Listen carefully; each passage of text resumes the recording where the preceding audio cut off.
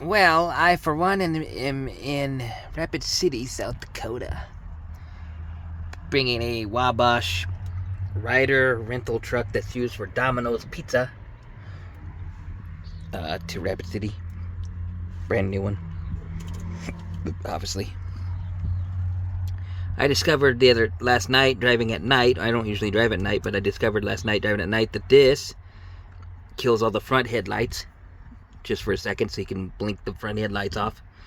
And this kills all your up top marker headlights, so you can basically say thank you to like truck drivers that let you back in the lane and whatnot. So they actually have a thank you flipper light, and you can get over. You know, when a truck passes you, you can tell them, you can blink your lights to tell them that they're safe to get over on their side, so they can blink back at you with their other blinky blink.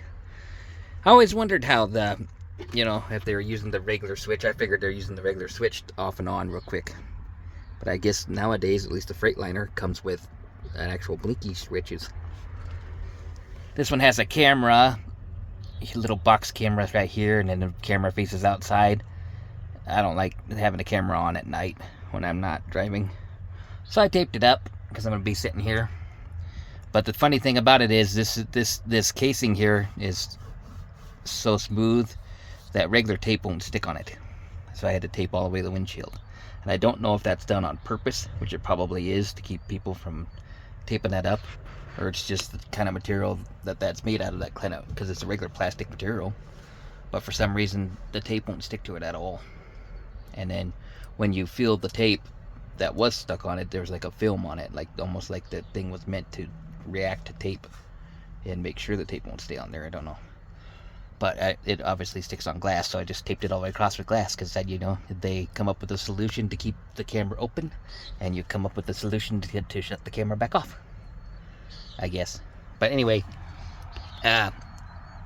quality driveway has really slowed down lately. So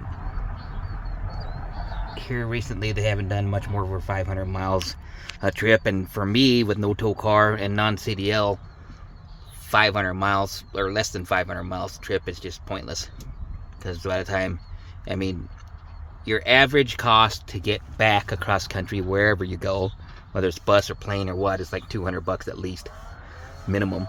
And then the stuff coming out of Goshen, they pay a fuel surcharge, and then I have to pay the fuel out of that. So this truck, for instance, the one that I'm in, was 1,037 miles. They said it was 1,057 miles by the time I parked it here. But anyway, 1,037 miles, they said, and then my pay for that's around 70 or 75 cents a mile. It's $9.70. And then the fuel took 300 and something, 330 or 350, somewhere in there, of that went to fuel. And so my pay was around $500 or something for that 1,000-mile run, which isn't that bad. But by the time I do the cell phone bill and the bus out of here, like I say, the $200 bus ticket out of here, I could take about a $200 bus ticket out of here back to Goshen, Indiana, if I wanted to. It cost about a little bit the same, maybe $250 to go down to Texas. To fly out of here would be $300 or $400, and I just end up spending all the money I made just flying out of here anywhere.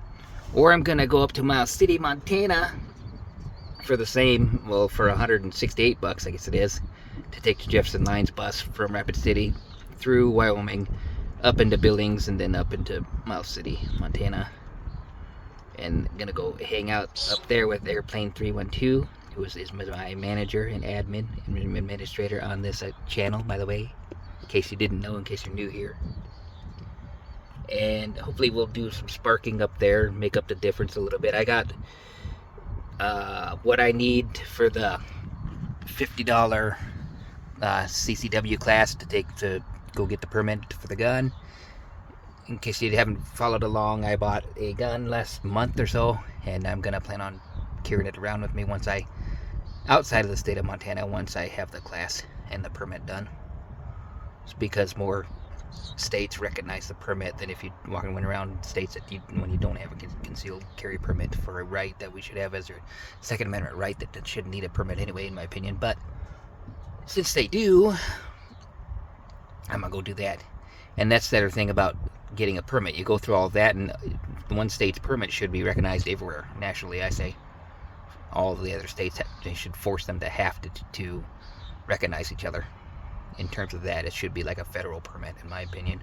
And I'm for having a permit that basically is like a 1 hour or 2 hour class or something on just your basic gun safety, because I have actually seen a guy walk around with pants on, open carrying with a gun on his belt, but his pants and his belt were down to his knees as he's walking around, and it's the kind of pants that are probably sewed into the underwear so he can flash his underwear around or something stupid like that. Be as stupid as you want to be, but then don't go open carry with the holster that didn't have any retention, guns just flopping all over the place, and then his pants are down to his ankle. I mean, not down to his ankles, down to his knees. And I'm just, people like that. But you can force these people to take training, and they still don't follow it. That's the problem. But but in my opinion, I don't want to regulate the Second Amendment any, more than you have to, but at the same time, it would be, in my opinion, a good thing to have the basic regulation of like a couple hour class on basic gun safety and how to treat the gun. Because some people just are stupid when it comes to it. Because they just don't know any better. They didn't take the time to do the research or the training on how to properly stand there, to shoot the gun, how to properly, aim it and load it and all that without causing accidents to themselves or others. It's a tool like anything else, but I say, even electricians have to take electrician's course, usually. I mean, they can do their own electrician stuff, but to go work for other people, they have to take a certificate course. Storm is about to move in, which is why I'm videoing that, because it's kind of neat of a heavy-duty storm coming through. But anyway, in my opinion, they should have the basic one. They should, I heard Colorado, I think it was, or something, tried to get a 12-hour course and something like $600 or $700 for a permit. So in my opinion, that's trying to make only the rich people have a gun, and that shouldn't happen. It should be like a basic $50 permit and a 2-hour course, and maybe you pay the instructor another $50, like one version of Montana is doing up there. Something that's affordable to a person who wants to get into carrying a gun. But anyway, I just thought I'd rant a little bit about the gun and everything, because I'm excited to check out my new holster and my belt and the flashlight and laser that I bought for it. Mostly I bought the flashlight and laser to help make the gun more of the shape of a phone, in the pocket. It looks square like a phone instead of, gun shaped like a gun. That's mostly why I bought it, but then it doesn't hurt to have a weapon mounted flashlight. And thus far.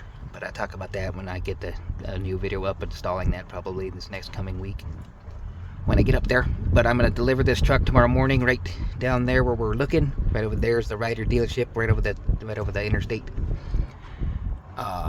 And then I'm going to hang out for a little while, get paid, and then I'm going to get on the evening bus to Montana, if I can get it, if it's not sold out. And I get paid in time. And then I'll be overnight in Billings, and then the next morning be in Miles City. I'm hoping, or else it's going to be delayed and be up there again the next day after that. Sometime there. But I'm going to head up to Montana for now, because quality, if these runs are less than 500 miles at a shot, they don't pay.